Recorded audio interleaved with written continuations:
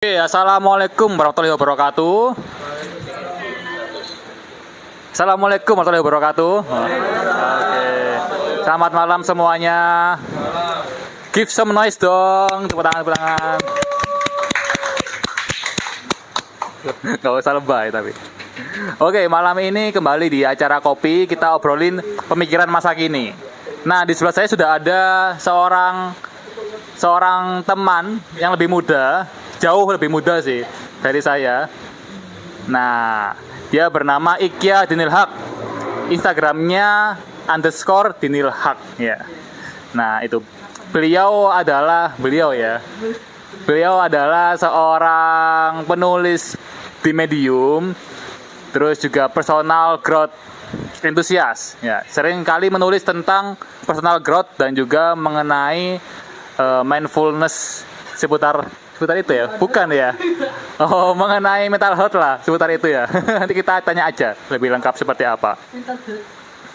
Nah, itu. Nah, untuk kali ini temanya cukup sederhana sebenarnya, menghadapi masa-masa pahit dalam hidup. Nah, pastikan teman-teman pernah atau mungkin juga ada yang belum mengalami masa-masa itu. Nah, hari ini kita akan coba kupas lebih dalam kira-kira bagaimana perspektif dari Mbak Ikya tentang cara menghadapi masa-masa sulit dalam hidup.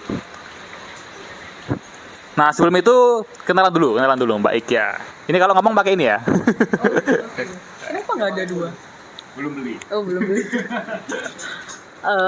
Selamat malam teman-teman semua.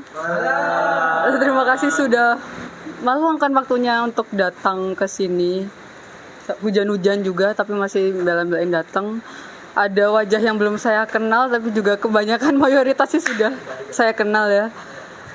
Ya tadi seperti yang sudah dibilang sama Mas Bayu, nama saya Ikya Dinil Haq Pranata Putri. Kalau teman SMP sih, teman yang lama manggilnya Iko ya, tapi kalau teman baru manggilnya Ikya.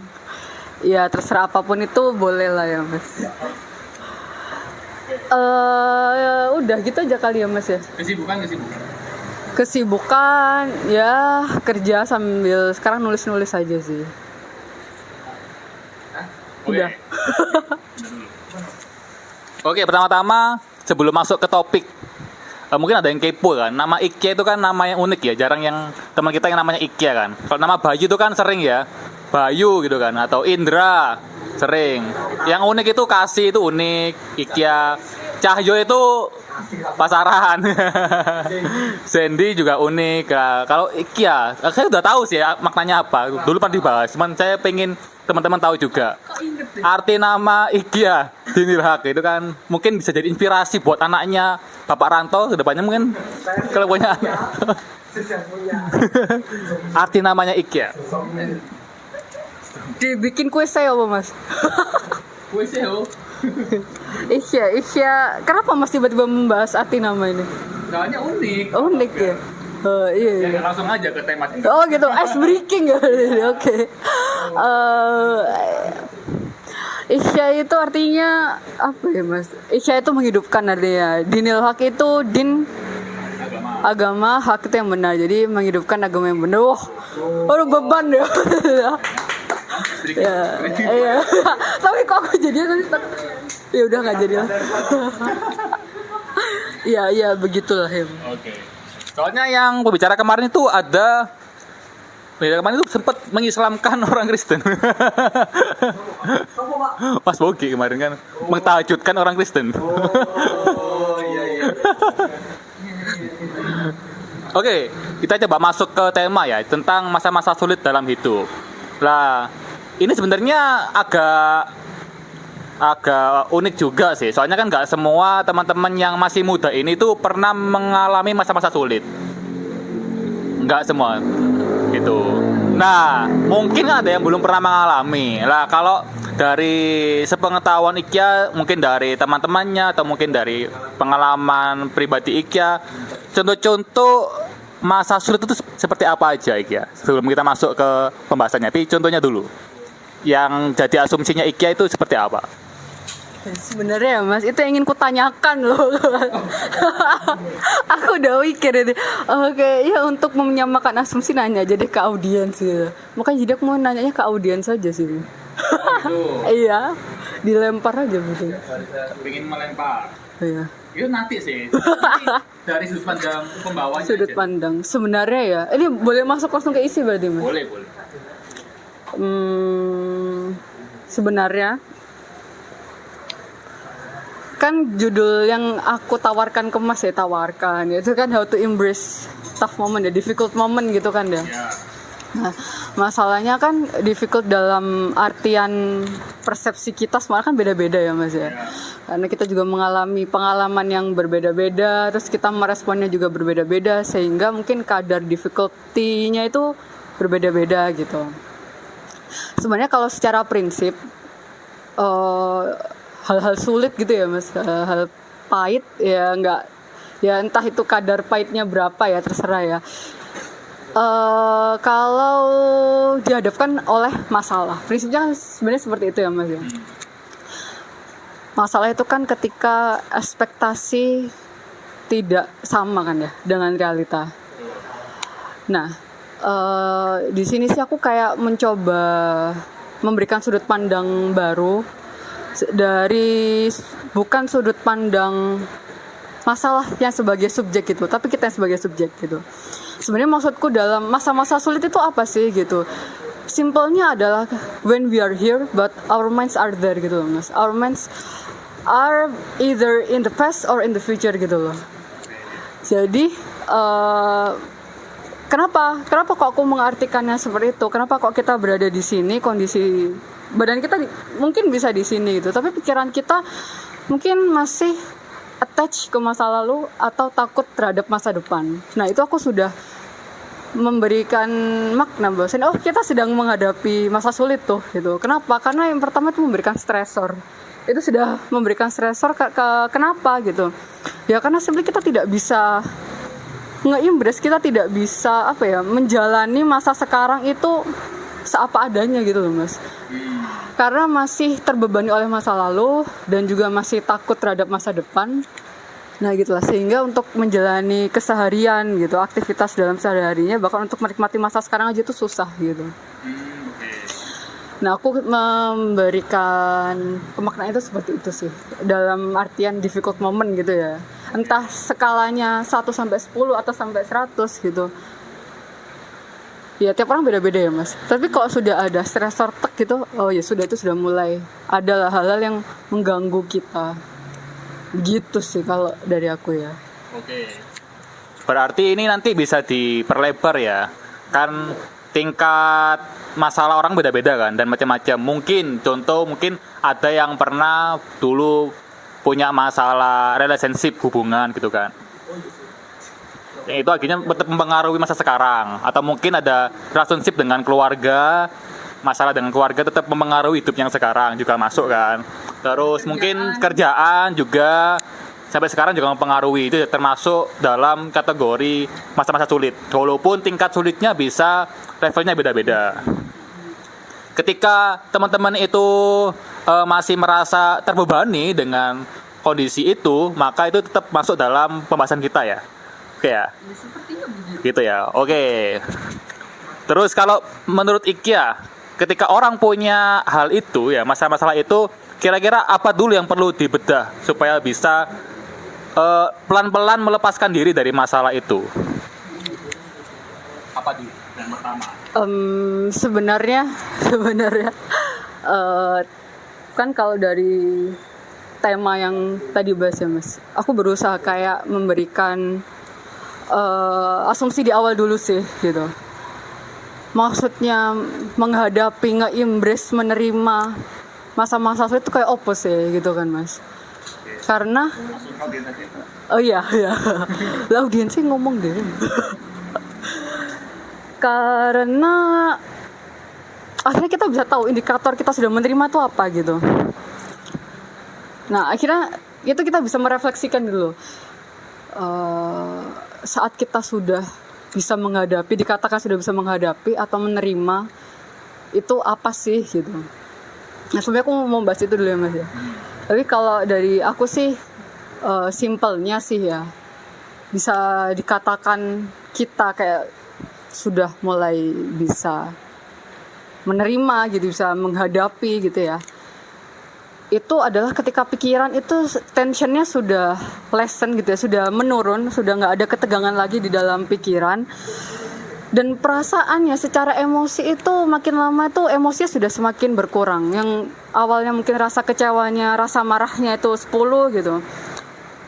Tapi kita sudah mulai bisa merasakan, oh mungkin masih ada kecewa, masih ada gitu. Tapi mungkin cuma 5, cuma 4 gitu. Itu menurutku adalah salah 2 indikator yang bisa kita nilai ya secara personal, secara subjektif, karena memang yaitu kembali lagi ke pengalaman tiap orang kan beda-beda ya Mas. Nah gitu, jadi sebenarnya intinya pembahasan dari kan sebenarnya tentang acceptance ya, menerima masa-masa sulit gitu. Tapi yang dimaksud acceptance sendiri itu apa gitu kan Mas? Menerima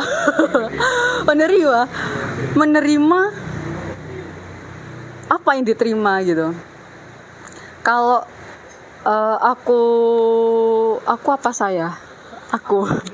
aku ambil dari definisinya Marsha M. Linehan ya. Beliau ini seorang psikoterapis dan dia itu menciptakan istilah radical acceptance yang dipakai sama beliau untuk sebagai salah satu bentuk terapinya dia dalam DBT.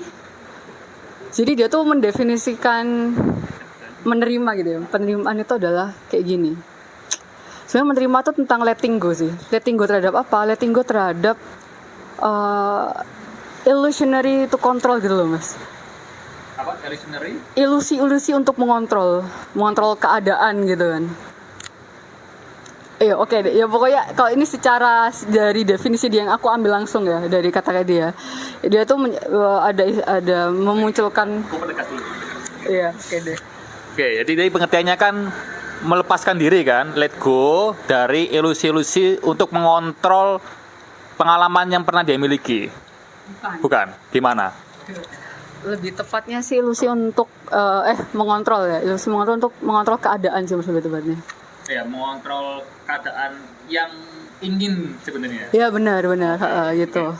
Dan juga selain melepaskan untuk mengontrol adalah juga kemauan gitu loh untuk menerima realita itu just as it is gitu. Ya kalau istilahnya Mas Aji sih seapa adanya itu ya. Tahu Mas Aji Santoso ya itu ya. Ya dia kalau beliau kan kayak ngomongnya tuh ya sudah menerima apapun itu seapa adanya gitu. Nah, ini menarik ini. Aduh. Oke ya, begitu ya. Jadi langkah pertama tadi itu begitu ya. Itu Definisinya menerima itu harusnya bisa melepaskan dari kontrol terhadap keadaan yang seharusnya kita inginkan, terus menerimanya sesuai dengan realitanya apa yang ada gitu kan. Nah itu dalam suatu teori sangatlah mudah. Memang. Betul kan, sangat mudah. Dan kalau ditabrakkan dengan namanya ketidakadilan, kadang kan orang kan sulit menerima itu kan karena merasa hidupnya tidak adil. Kok sekarang kan, kok gitu kan. Nah, bagaimana menerima? Akhirnya kan sekarang setelah pengertian, nah itu langsung sambungkan sama ketidakadilan. Biasanya kan yang paling sering kan sulit untuk menerima karena kan nggak fair ini hidupku kok gini amat gitu. Benar. Sepakat sih Mas, sepakat. Ya, kalau dari definisinya Marsha tadi, sebenarnya aku juga tidak menegaskan ya. Sebenarnya kita menerima itu kan berarti nggak hanya sekedar menerima realita apa adanya Mas, tapi juga menerima bahwasannya kita harus melepaskan gitu loh keinginan-keinginan kita yang tidak terwujud, harapan-harapan kita yang Harus dilepaskan. Ya keadaannya seperti itu. Maksudnya kalau dalam sampai posisi bahwasannya keinginan kita tuh sudah benar-benar tidak bisa dicapai gitu. Mungkin itu bukan berdasarkan sih, berhubungan dengan lingkungan apalagi ya. Itu bisa kita kontrol gitu. Ya sudah mau gimana lagi. Jadi kayak selain keadaan kita juga harus melepaskan ya mungkin keinginan atau ekspektasi sih mungkin lebih tepatnya. Ekspektasi yang tidak terwujud itu. Nah benar tadi kata Mas Bayu kan nggak semudah itu kan untuk menerima gitu. Nah makanya di sini aku ada dua hal sih yang mungkin kenapa sih kok kita itu susah untuk menerima gitu ya Mas ya. Ini kalau dari hasil refleksiku ya, kenapa kita susah menerima gitu? Kenapa Mas? Karena cost-nya sudah terlalu besar. Aku sudah berkorban banyak, kok hasilnya begini gitu kan. Jadinya ibarat aku sudah beli, tak dapat yang aku beli. PDKT nggak jadi ya? Enggak, bukan itu. Lo kan udah jadi Mas. Nah kayak gitu, aku beli sesuatu ini misalkan harganya 1 miliar, aku udah bayar, tapi kok nggak datang barangnya, dan Iya. udah keluar uang, kan kayak gitu, akhirnya kan nggak fair kan, harusnya kan datang. Iya, karena Mas ya punya ekspektasi bahwasanya mendapatkan hasil yang sama juga kan. Betul, harusnya kan gitu kan, harusnya kan kita diajarkan hidup kan begitu. Ya, tapi kan kita hidup di dunia ya Mas ya. Nah, Ya kita hidup di mana maksudnya apa ya? Kita berhubungan dengan banyak orang dan banyak sesuatu tuh berada di luar kontrol kita gitu. Sehingga kita pun juga tidak bisa memastikan keinginan kita, ekspektasi kita itu bakal 100% terwujud gitu kan.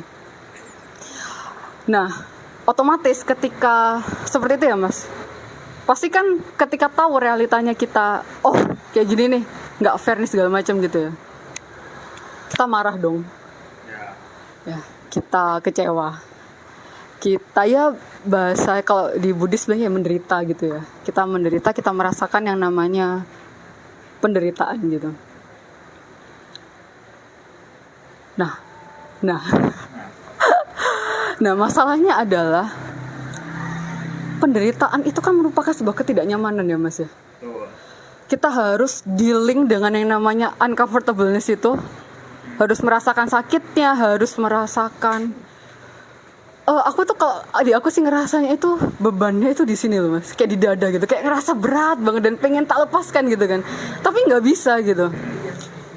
Sehingga kita berusaha untuk segera kabur dari kondisi itu loh Mas. Oke. Karena ya namanya juga manusia ya, kita ya pengennya ya mengejar kebahagiaan, tidak selalu berada dalam ketidaknyamanan gitu. Tetapi tidak, masalahnya adalah kita nggak dikasih tahu bagaimana caranya untuk resolve negative emotion gitu, sehingga kita belum selesai nih dengan emosi negatif itu, rasa tidak adil gitu, rasa kekecewaan, rasa marah gitu. Coping mekanisme kita selama ini bisa jadi belum tentu benar ketika melepaskan rasa-rasa itu gitu loh Mas. Nah, ketika itu belum selesai dan kita sudah ingin segera kabur dari kondisi seperti itu gitu, itu yang membuat kita susah untuk menerima. Coba diulangi bilang. Prinsipnya adalah kita belum selesai dengan emosi negatif, tetapi sudah harus dipaksa gitu loh Mas. Kita dipaksanya bisa jadi diri sendiri atau dari orang lain gitu, untuk segera keluarlah dari kondisi seperti itu gitu. Dikatakan selesai itu pas kapan? Maksudnya gimana Mas? Jadi kan belum selesai, kita sudah minta untuk segera pergi kan dari emosi. Iya, kan, gitu kan. Nah, dikatakan selesai harusnya pas kapan? Pas kapan ya? Kalau menurutku ya Mas ya, ketika kita sudah bisa merasakan emosi itu sepenuhnya. Waduh, tambah abstrak gini. Soalnya menurutku gini sih Mas. Berarti harus sampai puncak gitu ya, sampai klimaks. Sebenarnya gini sih Mas. Kok secara teori emosi ya, emosi itu kan hanya berada di dalam diri kita itu selama 90 detik ya. Puncak-puncaknya itu itu hanya 90 detik aja. Kemudian dia tuh akan keluar gitu kan. Nah, tapi masalahnya tidak semudah itu kan. Maksudnya keluar itu dalam artian apa ya? kita bisa benar-benar lepas dari emosi itu. Ini aku merefleksikan dari diriku sendiri sih Mas ya.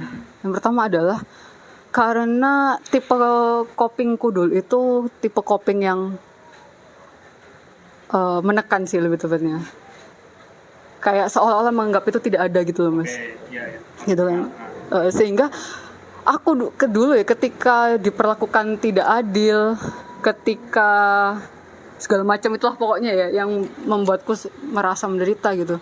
Itu tak tekan semua gitu. Itu benar-benar tak tekan sehingga kan ada suatu saat bukan suatu saat sih, pada suatu waktu itu kan itu explode gitu kan Mas. Itu meledak gitu.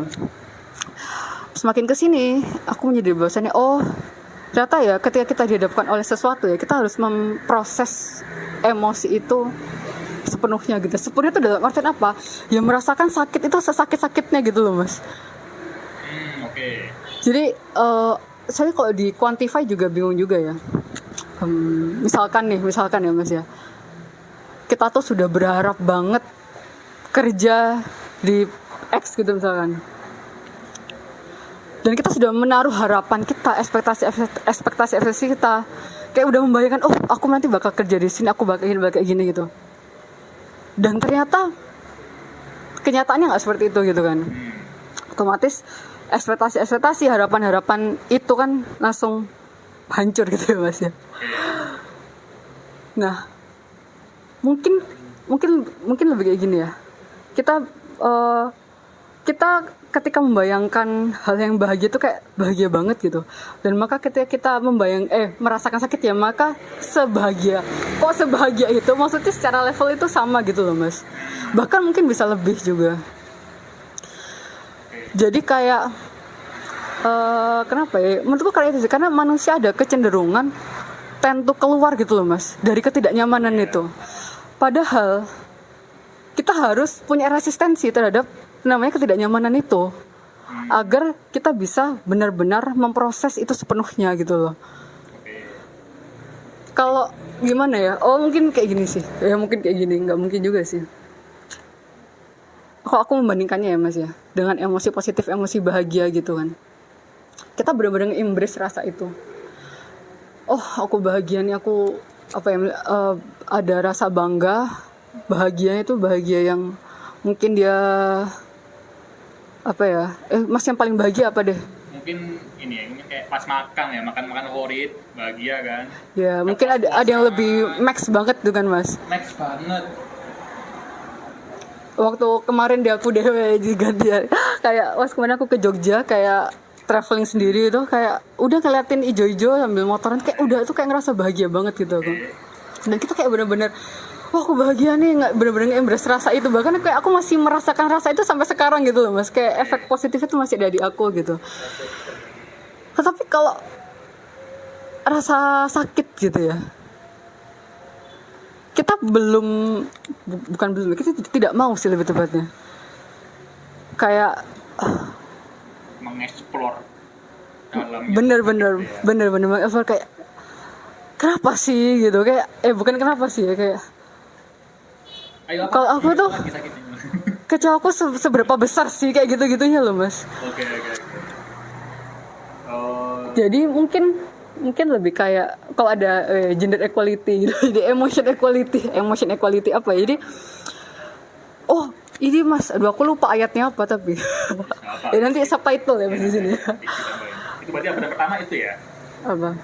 Tadi itu hambatan pertama. Hambatan pertama memproses emosinya lebih dalam ya. Iya, soalnya bukan soalnya juga sih. Kan Allah kan juga, aku lupa ayatnya apa Mas, tapi aku ingat bahwa Allah tuh ngomong kayak gini pada prinsipnya.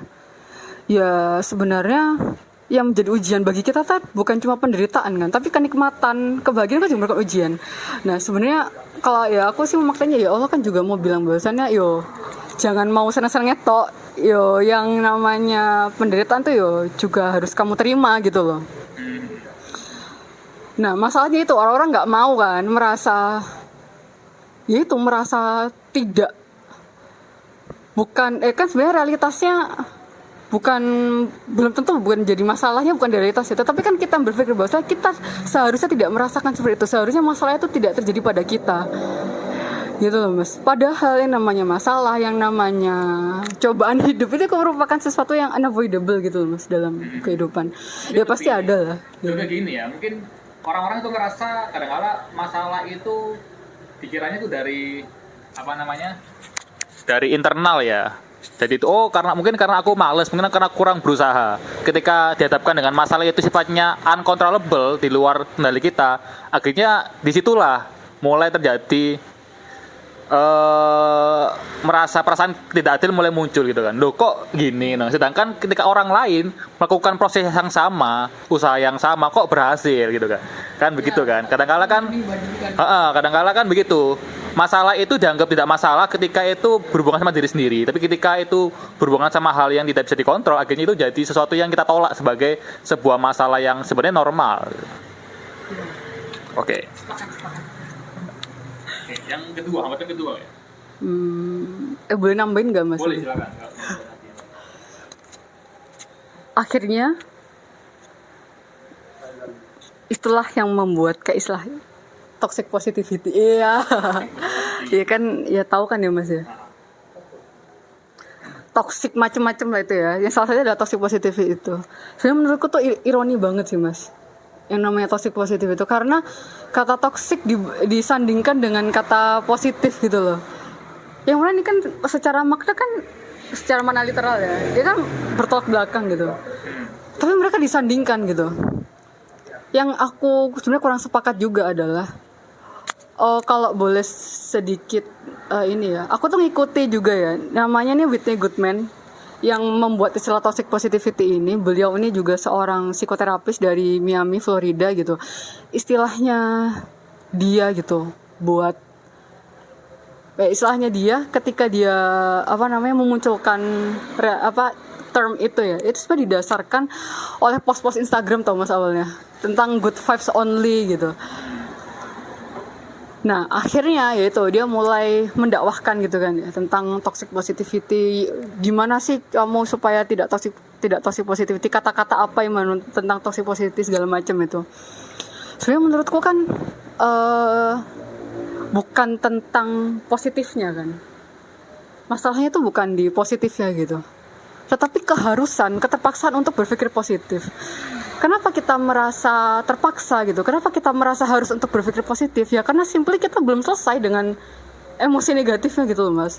Aku masih mau ngeluh, aku masih mau sedih-sedih dulu, aku masih mau nangis-nangis dulu, kok wes dipaksa. Ayolah bersyukur, ayolah berpikir positif gitu.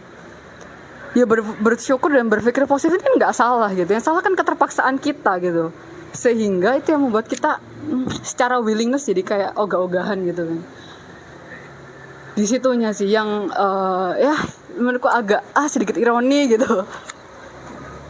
Tapi ya karena itu ya gitu. Nah sebenarnya ya juga dalam istilah, aku pernah nemu ini di jurnal sih mas. Mereka nggak pakai istilah toxic positivity, tapi negative dismissal. Okay. Ya, jadi kayak mengesampingkan hal-hal negatif. Sebenarnya intinya kan di situ. Bahwasanya ya hal-hal negatif tuh ya juga kita terima gitu.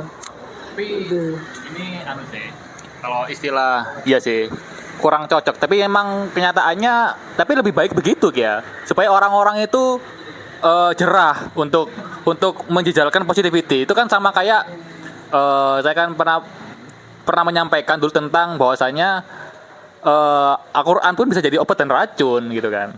Nah bahkan sekelas kitab suci pun bisa begitu kalau penggunaannya salah gitu kan. Supaya kenapa biar diberikan judul begitu, supaya orang itu sadar gitu kan. Supaya ini tuh hal penting memang. Nah itu begitu. Oke. Mau explore lagi? Ada dari mas ada nggak? Cukup. Yang kedua, aku penasaran yang kedua soalnya sudah kenal. Yang kedua ini sebenarnya aku agak ragu mas untuk menyampaikan. Gak apa-apa kan opini kan, tidak apa-apa. Sebenarnya ini nggak mas? Sebenarnya ragunya itu di sisi seperti ini sih mas.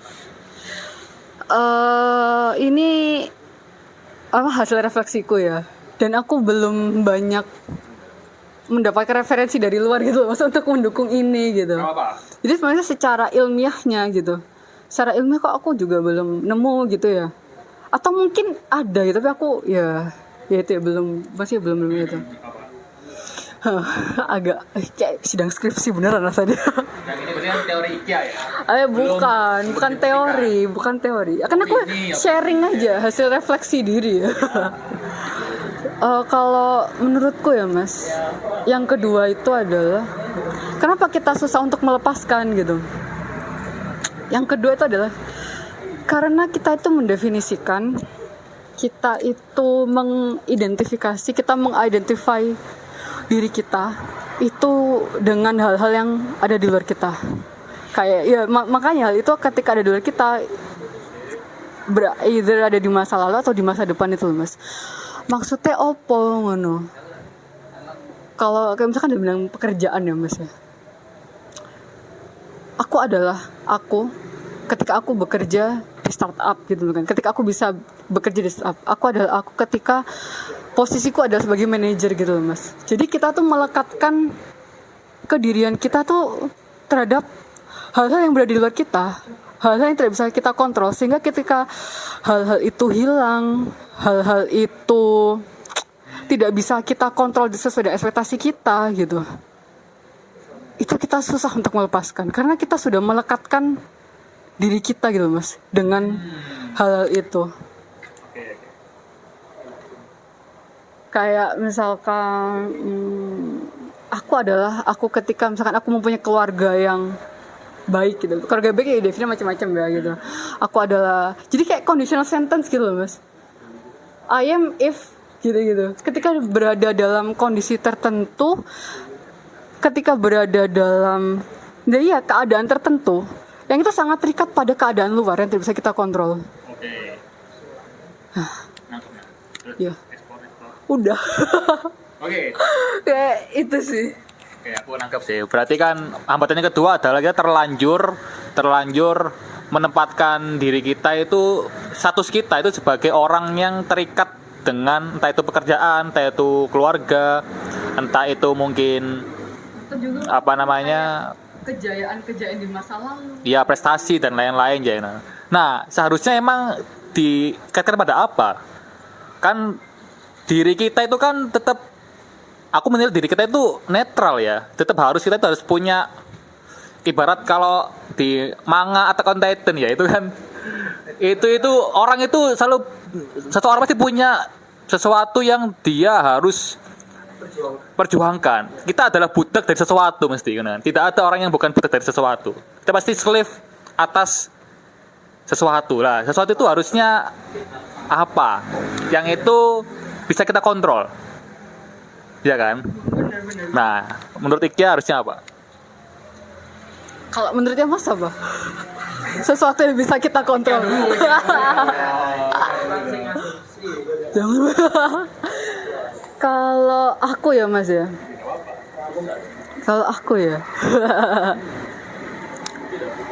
Sebenarnya aku juga berada dalam proses fase mencari itu juga Mas. Oh, pasti mencari. Aku juga agak ragu sih. Aku bilang menemukan atau enggak gitu. Tetapi kalau sekarang, aku ngomongnya kayak gini sih. Kalau sekarang lah ya gitu. Dikaitkan terhadap apa gitu.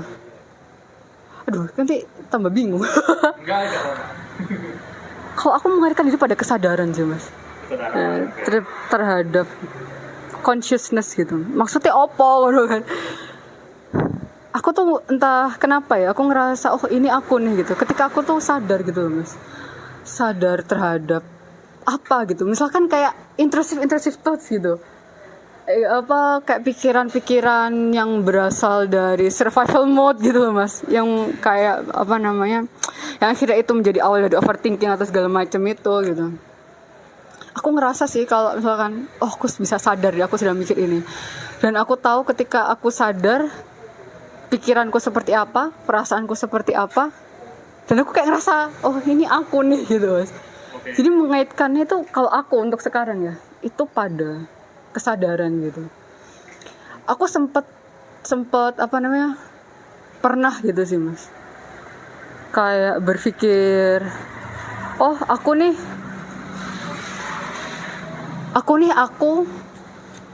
dengan skillku gitu Mas, dengan apa yang kumiliki, dengan apa lagi ya yang bisa aku kontrol itu. Mungkin lebih ke kelebihan ya Mas ya. Gitu.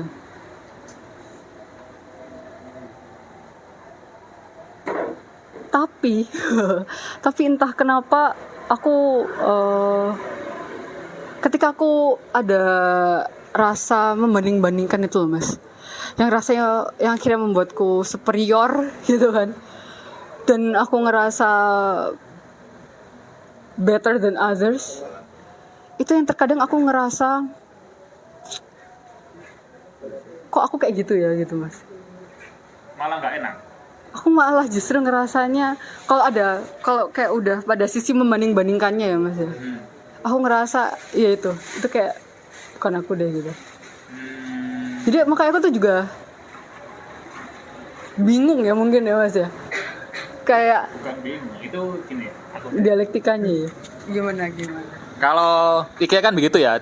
Ada fase di mana orang itu yang tidak mau sudah selesai, tidak mau membanding-bandingkan dengan orang lain. Aku dulu ada temen waktu sekolah dia itu pengen jadi nomor 1, sangat kompetitif gitu kan. Lah, sampai dia sekarang itu mencapai suatu fase hidup di mana aku gak ingin jadi nomor 1 lagi, tapi ingin jadi 0. Di 0. Jadi ketenangan hidupnya itu dia merasa cukup dengan dirinya. 0 itu cukup, gak harus jadi 1, karena 1 itu angka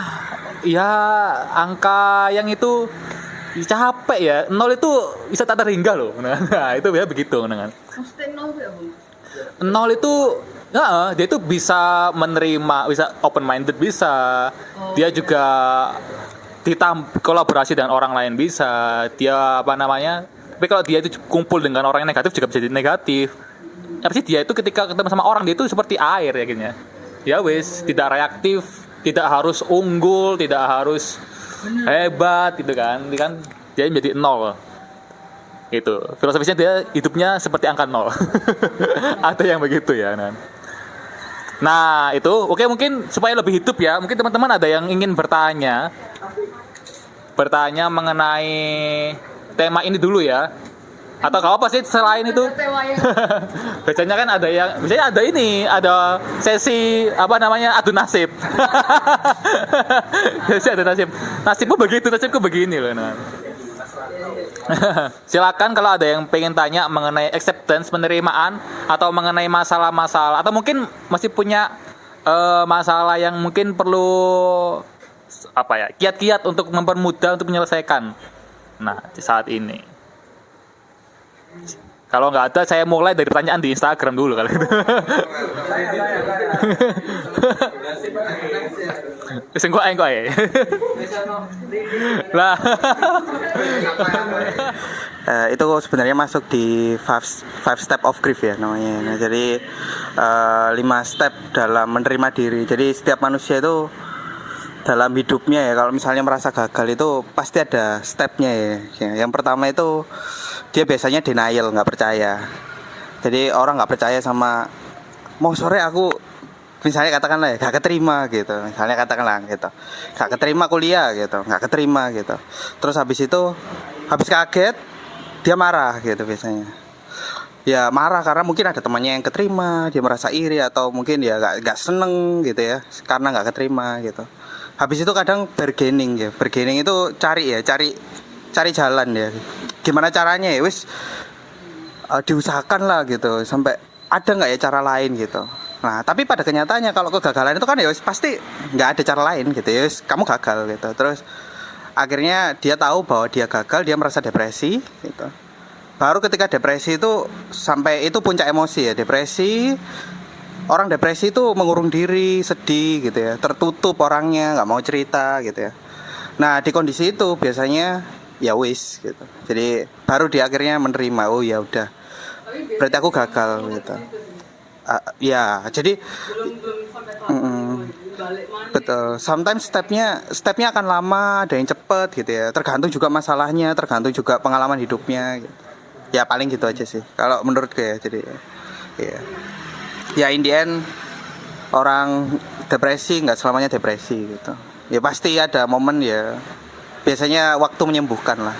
Ini tentang acceptance ya. Jadi kita kan kalau misalkan di kuliah itu kan terbiasa untuk mikirnya itu logis, rasional gitu. Terhadap apapun, masalah, fenomena itu kan selalu mencari sebabnya apa, kemudian karena sebabnya ini maka akibatnya kan begini, kan begitu. Mungkin nggak dalam proses acceptance itu sometimes kadang orang itu ketika dia itu menghadapi masa sulit tidak ketemu atau kesulitan menemukan sebabnya apa. Nah, apakah ini berpengaruh? Contoh misalkan ada orang yang nemu, misalkan orang punya hubungan relation gitu ya, kemudian dia itu dikhianati gitu ya, ada laki-laki terus dikhianati sama yang perempuan misalkan kayak gitu ya. Nah, itu kan padahal laki-lakinya itu baik. Nah, ini kan termasuk masa-masa berat kan dalam relationship itu tadi. Nah, cuman di kasus ini dia itu tahu yang jadi sebab itu apa. Ternyata memang objektifnya ya faktor eksternal ya, si perempuannya ini yang memang tidak layak atau keliru atau memang berperilaku tidak adil, sehingga karena dia tahu sebabnya apa, maka itu membantu proses acceptance-nya dia.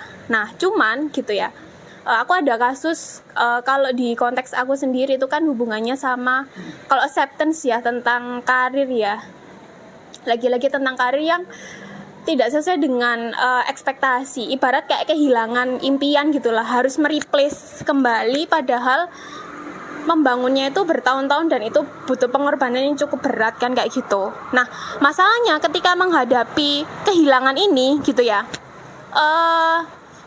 dalam internal dia itu merasa sudah berusaha semaksimal mungkin, kecuali dia kehilangannya itu karena kebodohannya dia sendiri, ya wes kan gitu. Nah, tapi ketika dia itu merasa kan ada pihak eksternal yang menyebabkan dia itu kehilangan impiannya itu kan kayak gitu. Cuman masalahnya masih menganggap bahwa pihak eksternal ini merupakan sesuatu yang masih dianggap ideal, sesuatu yang selama ini itu adalah hal yang baik, mungkin dari pihak eksternal ini, mungkin dari track recordnya dalam menjalankan program itu baik, kemudian visi misinya masih dianggap baik kan begitu. Nah, akhirnya gitu ya, itu mempersulit, akhirnya muter secara persepsi itu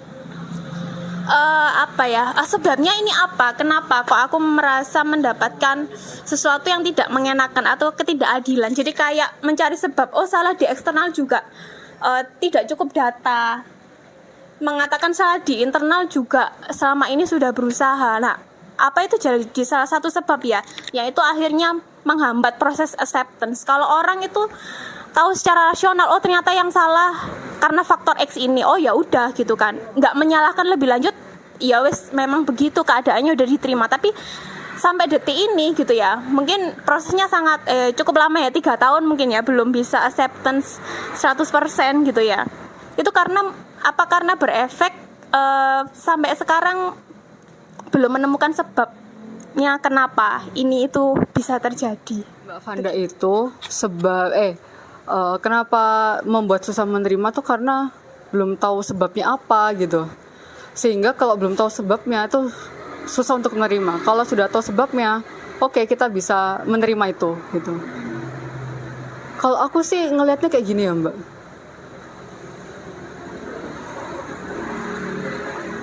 Itu salah satu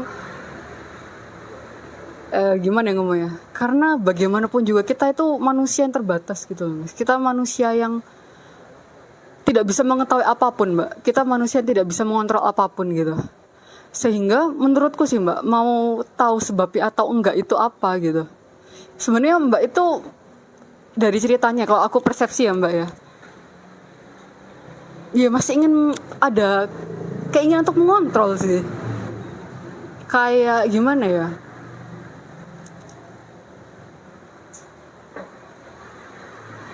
Sebab ya Mbak ya, berkaitan dengan sebab ya. Apakah ketika sudah tahu sebab itu lantas kita bisa menerima, belum tentu juga sih Mbak. Bisa jadi emosinya Mbak tambah, bisa jadi dalam konteks tersebut bisa emosi tambah naik lagi, justru tambah belum tentu bisa menerima, mungkin tambah mangkel dengan keadaan, dan tambah tambah memperburuk gitu. Karena menurutku nggak semua hal bisa kita ketahui, nggak semua hal bisa kita kontrol, dan nggak gimana ya, itu kan sebuah ketidakpastian Mbak, uncertainty gitu kan, dan itu merupakan ya kehidupan tuh seperti itu. Gimana Mbak? Oh gak ya Mbak ya. Jadi kayak kalau dari aku gitu sih Mbak. Kok jadi bingung saya? Karena bagiku ya Mas ya. Karena aku juga sempat berada dalam kondisi seperti itu juga. Tapi mungkin ya caranya kita berbeda ya Mbak ya. Dan cara mungkin juga saat itu prosesnya berbeda, saat terjadinya keadaannya pun berbeda gitu, sehingga pun cara penyikapannya berbeda. Tapi dari situ mesti aku belajar sih bahwasannya nggak semua hal bisa kita ketahui dan nggak semua hal bisa kita kontrol gitu loh Mbak. Ketika aku benar-benar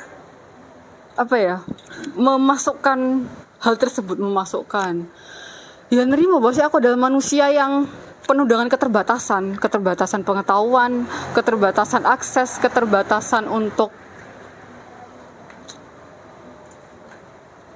apalagi Mas, dengan penuh limitasi itu gitu.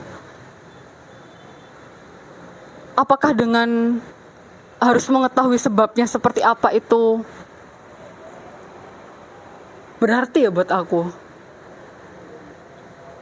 Kenapa? Berarti sebenarnya untuk memuaskan keingintahuan gak sih Mbak? Memuaskan keingintahuan sebenarnya salah itu di mana sih, di aku atau di dia sih gitu? Aku kayak nangkepnya sih seperti itu gitu. Karena ya harapan ya, namanya ekspektasi harapan gitu. Ya pasti ya susah sih untuk melepaskan ya Mas ya. Apalagi itu sudah kita dambakan, sudah kita sangat impikan gitu. Kalau rasanya itu ingin memastikan ya kita yang salah atau dia yang salah, dan kalau buktinya kita yang salah, apakah itu membuat kita lebih baik? Atau kalau misalkan dia yang salah, apakah itu membuat kita lebih baik? Terus kalau sudah tahu, kenapa gitu membuat kita lebih baik? Membuat rasa keingintahuan kita terpenuhi gitu loh Mas. Apakah lantas ketika maksudnya salah di mereka, berarti aku bener dong gitu. Tapi maksudnya kan nggak di situnya sih menurutku sih. Maksudnya kita tidak harus membuat diri kita merasa benar hanya karena itu gitu loh Mas. Gitu nggak? Ya kalau aku sih mungkin lebih seperti itu ya. Closure itu bisa dari kita sendiri gitu loh. Nggak harus dari luar. Closure itu apa ya? Closure itu apa Mas? Closure itu kayak penutup kan Mas. Maksudnya penutup nggak sih, menutup maksudnya kayak gimana ya? Paling akhir. Iya gitu Mas. Jadi kalau istilahnya yang dipakai itu ya istilahnya. Kalau misalkan dalam istilah apa ya, aku jadi bingung. Jadi pokoknya kalimatnya apa ya? Dulu mencapai ketentraman. Apakah seperti itu? Maksudnya ya kayak closing. Mas pernah tahu istilah gini nggak? Kalau misalkan ini biasanya dipakai dalam istilah kayak habis putus gitu loh Mas. Jadi kayak kata-kata terakhir ya, kayak gitulah, kayak istilahnya kayak gitulah, ya mungkin kayak gitu. Closure, kayak ada istilahnya tuh closure gitu loh. Ya itu closing ya, bukan closure gitu. Maksudnya apa ya? Itu bisa kita buat. Gak jadi deh. Mungkin gini. Iya. Untuk yang case yang Mbak pada tadi, ya Pak, coba dikaitkan sama yang materi yang tadi Ikia sampaikan. Mulai dari pengertian acceptance, terus tadi kan let it go, dari mengontrol keinginan kita gitu kan. Terus adakah masalah di bagian apa namanya? Tidak kurang dalam emosinya, menerima emosi. Nah itu ya, coba disambungkan sama yang tadi. Kira-kira ini masuknya di mana gitu, supaya berhasil. Kalau dari definisinya Marsha tadi sih, karena sisi untuk mengontrolnya itu sangat kuat. Aku menangkapnya ya, mungkin lebih tepatnya mengetahui kepastian gitu sih Mas. Itu kan salah satu bentuk sisi kontrol kita ya, sehingga ketika kita tahu pastinya seperti apa gitu, kita mudah untuk mengontrol. Sebenarnya nature kan seperti itu gitu. Nah, nggak cuma sih. Kalau di aku sih kayak tadi kayak kayak mana gitu. Tujuannya sih Mas kalau aku. Bukan kayak why, kenapa kita harus tahu itu gitu. Apakah mungkin itu pertanyaan yang bisa direfleksikan sendiri sih, kayak bukan what tapi why gitu. Kenapa kok aku harus tahu? Apa sih yang ingin aku dapatkan? Apa sih yang ingin aku capai ketika aku sudah tahu itu? Mungkin lebih ke situnya dulu sih. Ketika kita sudah benar-benar terjujur dan terbuka dengan diri sendiri ya. Nah itu mungkin dapat deh Mas. Oke. Tapi aku ada poin sih ini. Iya. Ada satu poin penting sih, yang itu mungkin agak perlu diperdebatkan ya. Iso enggak ya? Jadi kan tadi Kia kan menyampaikan itu dalam proses acceptance kadang-kali kita itu harus rela untuk melepaskan kuriositas, keingintahuan. Padahal kuriositas itu udah jadi bawaannya manusia gitu loh. Hal yang wis mendasar kan. Kayak kita orang butuh makan, kayak nafsu makan. Kalau kita menghilangkan nafsu kan susah ya, menghilangkan nafsu makan ya. Ini aku wis nafsu pengen tahu, tapi untuk acceptance harus menghilangkan nafsu itu. Iya, keingintahuan kan itu kan nafsu. Salah satu nafsu kan, dan itu alamiah gitu loh. Oh iya benar. Nah, itu kan berarti bertentangan sama alaminya manusia. Yang itu selalu ingin tahu. Bagaimana bisa kita itu merelakan sesuatu yang itu alamiah, sama kayak kita merelakan kamu saya nafsu mangan gitu kan, kayak gitu akhirnya kan.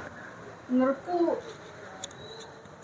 mungkin bukan di titik hitam dan putihnya gitu Mas. Bukan berarti ketika kita accept itu berarti kita seolah langsung menghilangkan kuriositas kita gitu. Maksudnya lebih ke kayak loh ya nggak apa-apa ya, wajar lah, itu human nature kan memang. Tetapi dalam kita kan maksudnya ya Mas, gimana ya Mas, kita untuk mengetahui itu kan juga terbatas gitu, aksesnya terbatas, terus apalagi ya, dan mungkin informasi tersebut juga A1, A2, A3-nya juga itu, maksudnya kita ada batasan-batasan seperti itu loh. Maksudku di sini yang melepaskan, mungkin bukan melepaskan terhadap kuriositas ya. Maksudnya melepaskan kuriositas gue apa sih Mas? Ada gini. Atau mungkin maksudnya Ikia begini, bukan melepaskan keingintahuan, tapi tadi kan aku menyamakan dengan nafsu makan kan. Kita aku melepaskan nafsu makan kan nggak bisa kita melepaskan nafsu pengen makan gitu kan. Nah, mungkin maksud Ikia adalah kalau ini dianalogikan dengan nafsu makan, maka ibarat orang itu punya pandangan makan tertentu gitu kan. Nah, kalau aku itu, misalkan aku dulu pernah punya pandangan nggak boleh makan mie instan gitu kan. Kalau aku nggak usah dibahas kenapanya. Nah itu kan susah kan. Langsung kenapa? Nah, nggak boleh makan mie instan kan. Lah, aku akhirnya disuruh untuk ya wes jangan makan mie instan, nggak usah nafsu makan mie instan gitu kan. Wes relakan aja mie instan gitu kan. Soalnya kalau kamu tetap makan, maka akhirnya itu jadi mudorot buat aku. Nah, berarti kalau ini konteksnya itu di rasa ingin tahu mungkin seperti itu ya. Ada rasa ingin tahu itu yang sifatnya malah mudorot buat kita. Akhirnya mending kita lepaskan rasa ingin tahu terhadap hal itu, karena kayak tadi kayak bilang kan, mungkin ini infonya kudu A1, nggak sih kita jangkau gitu kan, atau terlalu lama gitu kan. Akhirnya kan kalau dicari terus atau kita makan itu terus gitu, maka makin mudorot. Itu nggak sih maksudnya IKEA? Yang dimaksudkan harus dilepaskan rasa ingin tahunya gitu, keingin tahuannya. Jadi spesifik ke subjek tertentu ya hal itu gitu. Dan itu wajar ketika itu memang mudorot gitu. Kayak gitu nggak? Tapi konteks yang mie instan kan jelas mudorotnya itu berdampak ke kesehatan misalkan kayak gitu, bikin sakit tenggorokan misalkan kayak gitu. Tapi kalau misalkan di konteks yang tadi gitu kan, mudorotnya pun masih belum jelas gitu loh. Paham nggak sih? Ketika tahu oh ternyata gitu, oh ya udah, oh ternyata ini aku mengalami perilaku apa ya, nasib yang buruk itu terasa logikanya, karena memang ada sebab ini ya sudah gitu kan. Misalkan oh ternyata ada eksternal begini, internal aku pun juga begini, oh ya sudah gitu. Akhirnya membantu untuk menerima itu tadi. Soalnya nggak tahu ya, kalau aku yang di konteks kuliah dulu kan, emosi itu kan ada yang sifatnya refleks. Ketika sudah diterima dan untuk meredakan itu kan juga ada peran persepsi atau pikiran. Nah selama ini kita kan dilatih untuk melatih persepsi yang itu logis, rasional itu kan gitu. Nah apa karena belum nemu titik rasionalnya itu di mana gitu ya di kejadian ini, sehingga akhirnya ini mempersulit gitu kan. Dari kitanya juga secara nature kita juga punya kuriositas gitu kan, dan secara kebiasaan kita juga sudah terbiasa untuk rasional menilai sesuatu. Akhirnya ini cukup mempersulit gitu untuk proses acceptance. Andai kata ini ketemu gitu kan, akhirnya oh ya wes ini terasa logis gitu, ya wes akhirnya gitu. Aku coba ngasih pertanyaan berarti. Ada nggak menurut IKE itu pengetahuan yang itu sifatnya paradoks?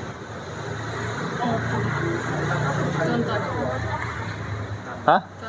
Ya, tahu ini nggak segitiga Smartdove? Antivirus Smartdove tahu nggak? Ya nggak tahu kan? Logonya kan segitiga yang itu triangle-nya nggak masuk akal kan? Itu termasuk paradoks. Jadi kita mengira ujungnya begini, tapi kok ternyata bisa jadi ujungnya lain gitu loh. Paradoks. Jadi sama kayak ada gambar ilustrasi yang itu tangganya turun ternyata dia naik. Pernah tahu kan ya? Jadi pengetahuan yang sifatnya itu paradoks. Semakin kita pikirkan itu emang paradoks. Emang itu kalau dicari terus gak ada ujungnya. Emang dibuat sebagai paradoks gitu loh. Ada nggak emang dalam kehidupan nyata itu hal seperti itu? Jadi masalah stres itu yang memang ini paradoks, yaitu ketika kita nyari ujungnya itu nggak ketemu. Mungkin karena keterbatasan akses, keterbatasan mungkin kalau keluarga mungkin genetik ya. Akhirnya itu ya nggak raw gitu loh, nggak tahu gitu kan. Akhirnya kita ya wes, yaitu paradoks gitu loh. Susah tapi ya malam ini. Oke, kita lanjut aja ke tema yang selainnya. Tapi tadi sih mas, yang tadi tuh aku Tadi memahami Bapak tadi kan gini kan. Kita kan terbiasa logis mikirnya. Harusnya kalau misalkan ada masalah itu jelas sebab akibatnya itu selesai masalah itu. Tapi masalahnya ini itu kita nggak bisa tahu data. Akhirnya kita nggak bisa menilai sebenarnya yang salah itu internal atau eksternal. Nah, aku menyampaikan sudut pandang kalau misalkan seperti itu, kan, berarti kan itu sebagai sebuah paradoks, sesuatu yang nggak ada ujungnya gitu loh. Jadi karena aku nggak ada data itu, ya wis aku cari sampai kapanpun itu ya nggak iso, kan. Sama kayak ya mungkin ekstrim bagi ilmuwan mungkin mencari ujung alam semesta itu ekstrim kan, dicari terus kan, nggak ketemu kan. Akhirnya kan orang ya wes mungkin sekian gitu tau kan, tapi dia akhirnya acceptance ya ilmuwan acceptance bahwasanya alam semesta belum ditemukan ujungnya gitu kan. Nah sampai seperti itu dengan Kalau persepsiku ya mas, Oke. awalnya tuh seperti ini mas. Gimana ya menyusun rangkaian katanya? Sebenarnya dimaksud sisi mengontrolnya itu seperti apa gitu. Ini kayak apa namanya, overthinking gitu loh mas. pasti overthinking. Kayak apa namanya, kita berusaha untuk menggapai sesuatu dan kita mengumpulkan informasi-informasi yang mendukung kita sebagai bekal kita untuk menggapai sesuatu tersebut. Tetapi bisa jadi Tapi gini, loh, enggak, ini persepsiku ya. Nah, tetapi bisa jadi masalahnya informasi tersebut tidak akan ada ujungnya gitu loh, Mas. ya Nah, ada itu. Oh, itu ya berarti. Ya, itu sih. Maksudnya aku yang apa namanya? Di situnya ya, Mas ya. oke lah. Oke lah. Oke, nanti lebih dalam bisa lebih lanjut dalam. Ada yang mau menanggapi? Mungkin lebih enak langsung dialog dulu. Oke. Indra, apa tambahan apa Indra? Sudah tertanam ya konsep dasarnya ya, bahwa menerima itu kita harus tahu internal dan eksternal ya. Tapi gak gitu. Di dunia ini tuh apa ya? Ketika kita mendapatkan sesuatu musibah atau sesuatu yang buruk gitu, kadangkala banyak ya, bahkan banyak ya, pasti kita itu nggak tahu alasannya apa gitu. Variabel itu nggak akan kita tahu gitu. Contoh misalnya teman saya ya tiba-tiba H-1 batal nikah gitu. Nah dia tahu tapi tidak 100% tahu alasannya gitu. Karena ya gimana caranya kita bisa tahu pikirannya pasangan lain kan ya gitu. Oh, jadi kan nggak tahu gitu. Tapi akhirnya yang dikatakan menerima itu bukan kita harus tahu semuanya gitu, tapi ya apa ya, ketika kita itu bisa ya move on dari itu gitu.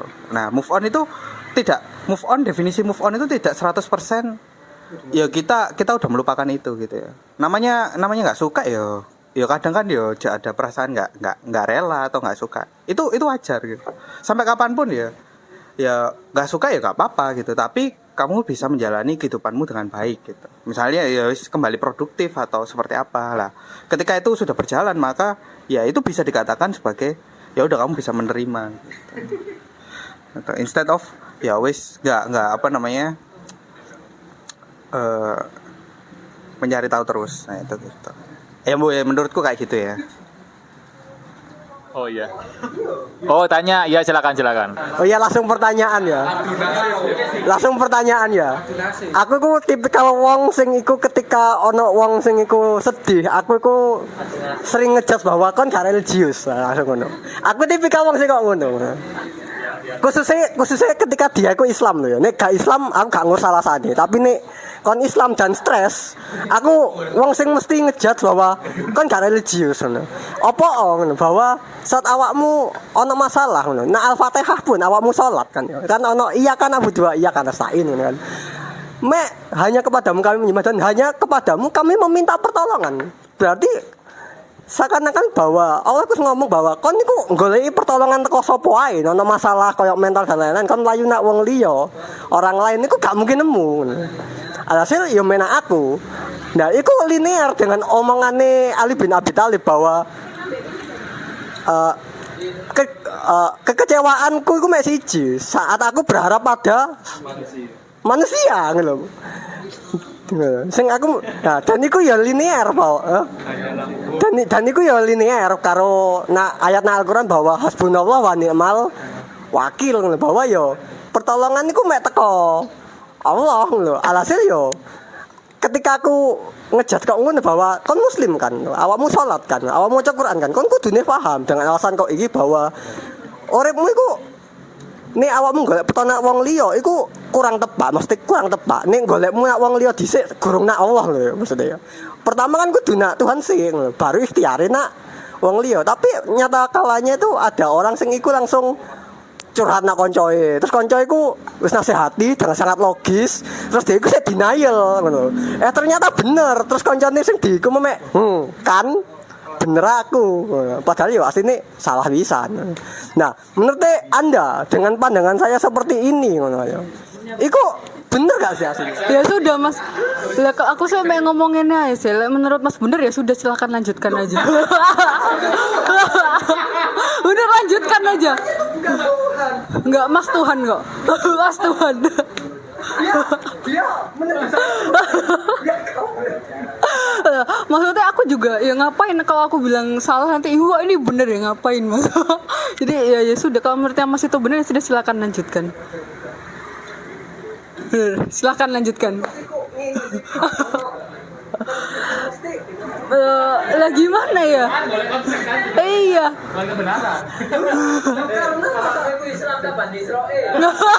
Aku takut satu pertanyaan. Pansel berapa kali?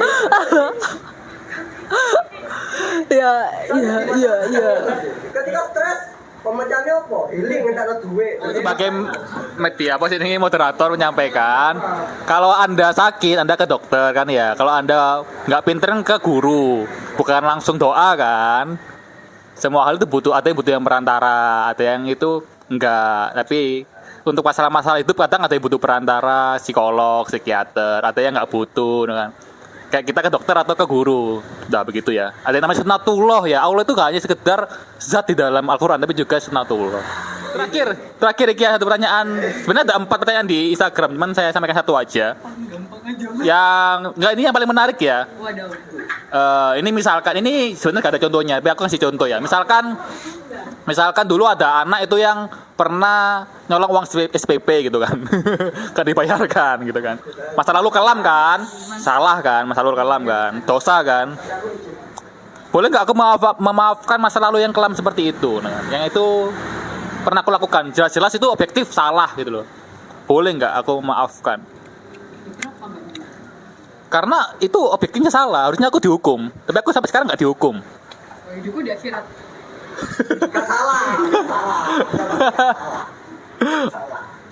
Oke, terus yang apa namanya? Dia nyambungin ya, nyambung. Atau nggak apa-apa? Salah. Ini gak nyambung sebenarnya sih. Ya apa sih ini? Kita kok ya. Atau nggak apa-apa kita punya dendam, boleh nggak punya dendam masa lalu? Baik nggak untuk kesehatan mental? Kalau aku sih teman dekatku ya Mas ya, dia pendendam orangnya. Aku teman jauh ya. Iya teman jauh kan, teman dekatku banget itu pendendam banget orangnya. Tapi kalau aku ya tergantung prinsip sih sebenarnya kalau menurutku ya Mas. Kalau prinsipku sih aku tidak ingin hidup dalam penyesalan, aku tidak ingin hidup dalam penderitaan, aku tidak ingin hidup dalam kesengsaraan. Ya, sehingga aku dengan prinsip seperti itu ya akhirnya aku ya menanamkan persepsi gitu, berusaha mereframing ya hal yang positif jadinya. Kalau boleh ya terserah pribadi dia mau dendam ya sudah silahkan. Tapi kalau aku sih ya aku nggak mau dendam. Nggak enak tau punya dendam bagiku ya. Karena hanya memuaskan rasa aja, memuaskan rasa apa ya, rasa dendam itu gitu. Oke ya, closing statement untuk sesi ini. Gak ngerti aku Mas, closingnya apa Mas? Rodok random hari ini. Berarti emang masalah itu tidak pernah selesai. Iya, kayak life is full of surprises gitu. Oke, life is full of surprise. Aku kasih solusi sih Mas. Oh, apa solusi? Solusi yang buat kita enggak sih, enggak jadi deh. Enggak jadi deh. Bebas. Kayak enggak sih. Yang sesaat membuat kita merasa bisa menerima apapun. Karena aku baru saja melakukannya gitu Mas. Oke. Ngeplank. Gimana? Ngeplank. Harus bisa menerima apapun. Bukan hal solusi yang bisa membuat kita seakan-akan pikiran kosong dan membuat kita bisa menerima apapun gitu. Ngeplank. Plank itu gimana? Plank, olahraga plank Mas. Oh, olahraga. Iya. Plank. Iya. Iya. Iya, langsung Itu kayak seolah udah kayak ya sudah kayak Satu alternatif bagi dia ya, ngeblank ya.